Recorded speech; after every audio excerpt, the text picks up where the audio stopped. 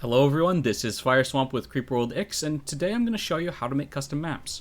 In true Creeper World fashion, the editor is more powerful and harder to use than the last one.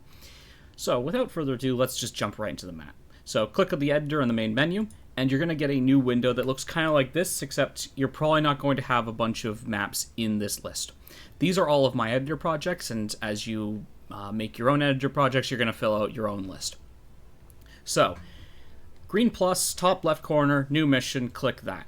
Give it a name. Don't worry about this name. This is just the name as it will appear locally to you. It uses a different name when you upload. So I'm just going to name it Test 3, hit checkmark, and I'm going to launch into here. Usually, it opens this editor menu. I've had it not do that, so sometimes you're going to load into a map and it's going to look like this. If you do, just click the editor button is in the top right, click it, and you open the editor menu. So, there are 8 tabs. We're only really going to go through, I think, 5 of them. So first one on the list is this map editing. This is where you can control the terrain, the creeper, and the digitalis. And basically, it just lets you paint on the map. So, the easiest way to see how this works is to kind of just go through an example. So let's just say I want to make a chamber out of rock, have a single entrance, and then fill the chamber with creeper. So, the first thing I want to do is I want to make the rock boundary. So, rock is a sand type, it's a terrain type, so I'm going to select rock from this massive drop down. I'm going to hit the check mark next to it, and now I can start painting with it. So if I just click, it's going to make like as best of a circle as it can make because I have round enabled. I could disable it and it'll start making a square, but I prefer round whenever I'm doing this. And basically, yeah, I can just click and drag and it'll just draw this. Now, I would like a slightly wider wall, so I'm just going to increase the size. I'm going to increase it up to 4. And you can kind of see, now I can do this. I could also hit the 10x, but that's a bit excessive. So let's not do that. And now let's start drawing a chamber. So, And am I happy with this? No. So what I'm going to do is I'm going to hit Control Z or Control Z just to undo the last thing I did. So let's try this again. Let's go I'm okay with this one. I think this one's fine. We'll go with this. So, now, the second thing is I need to actually clear this out, because right now it's just fill of land. That's not what I want. Now, what I could do is I could go around this border, and I could just remove the terrain very carefully. So what it is that because I have rock selected, because I have a terrain type selected, I can shift click, and instead of placing whatever terrain, it will delete all terrain. So this includes the land. And I could just, trace around this and just then eliminate, and basically then just get rid of all of it. But there's actually an easier way. So what you can do, and what I'm going to do is I'm going to reduce this down to 0, and again, shift click to remove, and what I'm going to do is I'm just going to draw a boundary right here. And then what I'm going to do is I'm going to hit this fill button. This fill button will hit all orthogonally connected cells of the same terrain type. So, again, I'm just going to click first. So if I click here, it's going to turn all of the land that was orthogonally connected to whatever I clicked into rock. But that's not what I want. I want to delete it. So I'm just going to shift click, and now all the terrain is gone. So now I have a cavern. The other thing I said I want to do is I wanted to fill it with creeper. So again, I basically select what I want. I select creeper. I hit the check mark next to it, and in here I can actually input an amount. So what I'm going to do is I'm just going to set it to 50. I want it to be a bit denser. I still have fill selected. So now if I click here, it's going to hit all of the orthogonally connected, well, I'd say air, but it's really kind of a null terrain, but it's going to hit all the no terrain in here. So now I have a cavern filled with 50 deep creeper. Excellent. So the last command that isn't, the last command up on the top here is the sparse one. And the easiest way to show how this works, I find, the best way to use this as far as I'm concerned is when you're kind of placing Kirkium. So what you can do is you can kind of, I want to place Kirkium. And yeah, I'm just going to do it, and then you'll kind of see it. What it does is if you just click, it just creates a very light scattering. And then the idea is if you click drag, you'll kind of create a lot of scatterings and kind of create this effect. This will let you kind of make interspersed levels of terrain. I think it's fairly obvious just from seeing it. That's how it works. Congratulations. So, that is all of the major ones in the first tab. The ones at the bottom, you can kind of, the clear creep, clear AC, clear sand, and clear particulate. Those ones are fairly self-explanatory. These ones increment the simulation, so if you want to simulate creeper flow to kind of let things stabilize, you can hit these. Either way, so that's what the first tab is for. The second tab is for fields, and I'm going to skip them here because they tend to not be that... they tend to not be a great thing to try and include when you're dealing with your first map. What fields do are they basically let you create areas where non-default gravity applies. So I could make a field, like I could create a field up top here and basically just tell gravity, you're now going up here. But we're going to skip this. Information is on the wiki, though, if you would like to use that. Link for that is in the description. So we're just going to skip over to the third tab. Now, there are a few important ones here and a lot of kind of less important ones. So the first two are just kind of nice. So what these are, the first one here is the land texture. It tells what texture the land should use. So if you want your land to look like this instead of the default, there's your option. And kind of the same thing, we have a backdrop right here. And let's just say I want this backdrop instead. Great. I mean, kind of, it's just purely visual. It makes no mechanical difference, so pick whatever you like. Now, the other kind of interesting one here is the C-grav. This is the creeper gravity. So it has 0, minus 700. What this is it basically saying the gravity is 0 left, right, and it is a force of 700 down. That's what this says. If you want to turn this to 0, you will get a 0 gravity map, like the space one in the campaign. But I am just going to keep default right there, so it has the default creeper flows down. You can also mess with the other gravity. You can mess with other gravity parameters for particles, for physics, for sand, all that. And also, this is where you're going to find the mission requirements. So, for example, if I want the mission requirement to be to destroy the emitters, I would click this, and now emitters being destroyed is a mission objective. Now, just be a bit careful with this. So be a bit careful with this for two reasons. The first one is that whenever you make the game do non-default behavior, some players can get confused by it. This one less so. But the other one is that emitters destroyed, this objective, does not work how you think it does, in the sense that there are some units that do not apply to this that you think should. One of them is the phantom emitter. The phantom emitter does not qualify for this objective.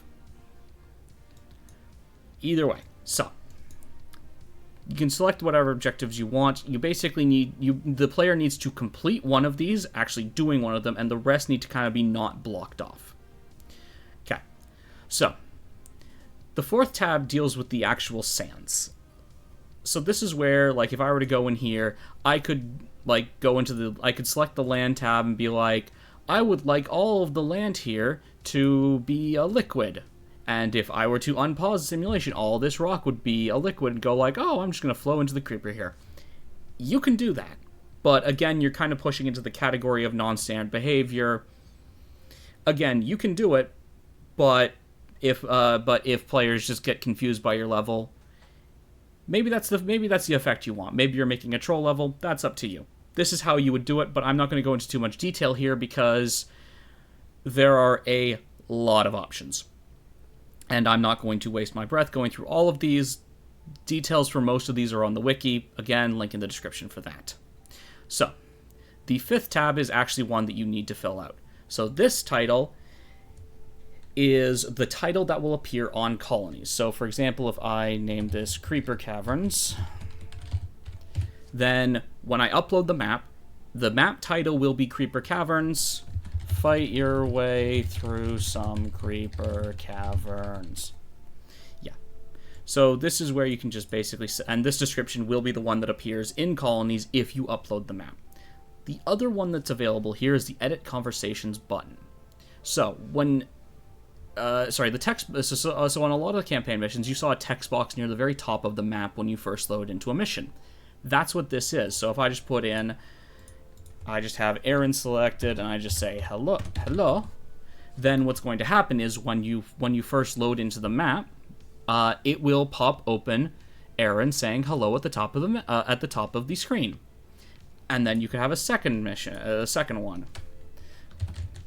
Now Leah says hello, great, and these messages will appear top down in order. The other thing you can do is you can create your own conversation. So, for example, you can make a conversation called Frigate and just add a row. You collected a frigate. We'll get into how you use this later, but what happens is this conversation is not triggered by anything is not triggered by any default behavior. You need to enable this behavior. I'll go into exactly how you would do that, but it's kind of pushing into advanced categories, but it's a cool thing, and once you know what to do, it's fairly easy.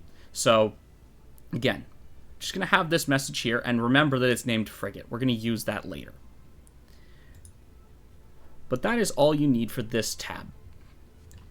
The next tab is where you actually would place the units. These are all of the units you have available. And one of the things is that you will see 3 buttons beneath each. The green one adds one copy of it to your inventory. The blue one will let you actually place the unit on the map. And the red one, so I'm just going to do this quickly. So right now I have 3 coil ships in my inventory. If I hit the red one, it'll decrease by 1. So that will let you set up the inventory, and that will let you place all of the units that you need. Now I'm just going to place a bunch of the enemies here, just so you can kind of get an idea about what the different enemy properties, and kind of go through how to change all of them. So thrower, I am missing one. There it is. Okay. Actually, sorry. The other one I'm going to include is I'm going to include the tech module. So I'm going through the units. Right now, with them spawned, I have just spawned them in with their default behavior. Let's just say I want them to do something slightly different. So, for example, I want this emitter to be a bit stronger. Well, what I do is with the editor, open and enabled, I can click on a unit and it will appear over here. And so each of these units behaves slightly differently. You kind of just need to navigate to the correct point. So for the default emitter, you need to hit the weapon emitter /weapon emitter JSON, click this, then hit emitter, and this is where you can manipulate the parameters. You have 2 parameters here, the interval and the count.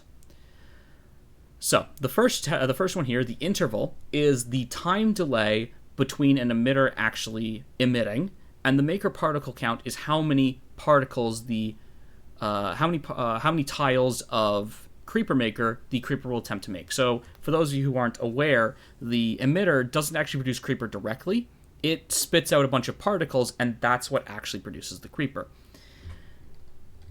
So what it's saying is every 15 game ticks, it'll try and produce 20 tiles of Creeper Maker. Now, game ticks. There are 30 game ticks in a second, so 15 game ticks is half a second. Now what I can do is I can basically set this to 30, and now instead of attempting to produce 20 tiles every half second, it'll attempt to produce 20 every full second, so it will have less production. However, what I could also do is I could just make it go like, oh, now you're going to try and produce more tiles. So this is how you change the actual unit parameters. So this emitter now has different numbers. The general rule is that if you want to increase the creeper production, you reduce the first number and increase the second number. And if you want to reduce the creeper production, you do the reverse. Increase the first or reduce the second. Some combination of the two. Now, so again, that was in the weapon emitter JSON. But if you go over to the fixed emitter, now you just click on C emitter and you get immediately to here. Now the fixed emitter, or C emitter as it is in code, has slightly different numbers because it's not. We still have the interval, but now we have amount because the fixed emitter actually produces creeper directly. So that's why these numbers are so much more drastic. It's producing 1,000 creeper 6 times a second. Again, what you can do is you can kind of manipulate these numbers. So 5 here is 1/6 of a second, so it's producing 6 times a second. I could change this number to 1500 to make it produce slightly more. Maybe I want it to also just go a bit slower, so let's just say every half second. Now, do not. I haven't tested this too much. Putting production amount above 2,147 might cause issues. I haven't tested this, so I can't guarantee what you will see. But either way, so that's how you can manipulate those. Bots is another one of the relatively easy ones. So how the bots work is they have a production interval, an initial delay, a bot health, a bot speed, and a bot max count. Most of these are self-explanatory. So the spawner creates bots. It will create its first bot after an initial delay of 0 game ticks. So basically, right when you load up the map, it's just going to spit out a bot. Great. It will also attempt to produce one every 150 game ticks. There are 30 game ticks in a second, so 150 is every 5 seconds. So the spawner is going to attempt to produce one bot every 5 seconds. The bot has 10 health, has a speed of 0.5, and if there are 10 on the map, the spawner will not produce. Fairly intuitive for all of these. Nothing too weird. The phantom emitter is also fairly self-explanatory. How it works is after the initial delay of 1800, so that's 1800 game ticks. Now, just as a reminder, 30 game ticks in a second means that there's 180 game ticks in a minute. So this is a 1 minute delay. How this phantom emitter works is after 1 minute of initial delay, it'll fire off 2 phantoms. I'd say containing 2,000 creeper. It's a bit less. The exact numbers on this is a bit weird, but its initial, basically those phantoms will have a payload of 2,000. It'll produce a bit more creeper for technical reasons.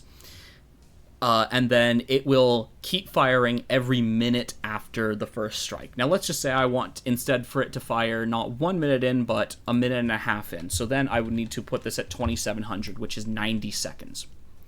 And now it'll emit at 1 minute 30, and then at 2 minutes 30, 3 minutes 30, every point thereafter. So there are 2 more enemies I'm just going to go over. I'm just going to quickly point out these ones. The thrower, yeah, it has a lot of parameters. Some of these are fairly self-explanatory, some of them are not. And kind of the same with the particle emitter, is there's a bunch of parameters. I'm not going to go through all of them. The defaults on these are usually kind of fine, but you can mess with these how you want. I'm not going to go into too much detail with these. But the last unit that I'm going to go into is this tech module. So this is, so from the campaign, you remember that whenever you collected these, you got new units. Well, by default, what it's going to give you is going to give you 1 defender. Now, earlier I made a conversation for you picked up a frigate. Now, I'm just going to actually kind of show you how to do this because it's a bit complicated. Well, not a bit complicated. It's convoluted. I just need to find the frigate in... there it is. Okay, so basically, when I select the frigate to place, you see $/frigate. Okay. Remember that, because we're going to come over here, and when we hit the pickup, that's what we're going to put in here. They're all lowercase, so ignore the fact that that was all uppercase. That's just a product of the text thing. So I'm just going to put in frigate. And now, whenever I pick up this tech module, it will give me a frigate to my inventory. The other thing I need to do, conversation spawner. So remember, I made a conversation called frigate. So I'm going to type that conversation in here. And now, whenever I pick up this tech module, it will give me a frigate and spawn. It will spawn. Oh, I need to deselect that unit. It will start this conversation. You collected a frigate. Congrats. Yay. So that's how you kind of deal with unit unlocks. And I believe that is all I really need to go over for this. But yeah, you can just set up an inventory for players with this. Just set up a proper inventory, place down some amp gems on a map, and you can also just place ships on the map and just have them be available. That works. Either way, so that's how you actually get all of the units set up. Now, The last thing here, the last tab I'm going to go over is the save and load tab. So this is where I can make a save. Basically just drop a save, and when I load the map from the from the main menu, so I just hit the save button here. I'm just going to show you. If I exit mission and I go into here, I can now click this edit button and it will load up right here. Everything is how it was when I saved, and this editor was closed, but I can just click it to reopen it. So then we also have extra save slots here. So for example, I make a save here, and I could use this for like testing or specific, like basically a backup or. Either way, you can save here, and then you can load using the load icon on the right. The last thing you can do from this tab is finalize. So what you can do right here is if I click this finalize button, it will save. This will also save the map. But now when I go exit mission, there will be a green play button right here, and that will let me play the mission as it would appear for players on colonies. So, you see the hello message. Hello, everything's great. And if I beat this mission, then once I beat this mission, then this post score will be replaced with I believe it's a blue button, which when you click will basically have you just enter in some basic information for you to upload the map to colonies. And that's pretty much all you would need to know for uploading the map to colonies. But I will actually go into one more thing. It was a tab that I skipped. It's the scripting tab. Most of this is fairly advanced stuff. However, this is where you'd be like compiling your scripts, building your custom units. This is the tab that actually kind of imports all of that stuff and actually converts it to units that you can use. But what a few of us did is we went over and we basically made a full guide of how to actually make basic custom units. There's no scripting involved with that. The hardest part is pretty much just making your own pixel art. And the link for that guide is in the description. I'd love for people to use it because I'd love to see a lot more unit variety in what we have access to, and just kind of filling out those units means that other players can also take those units, use them in their own maps, and then we have a much bigger variety of ships that we can use in all of the custom maps. I believe that is all that I want to go over for this. Good luck in making your own maps. Have a great day, and goodbye!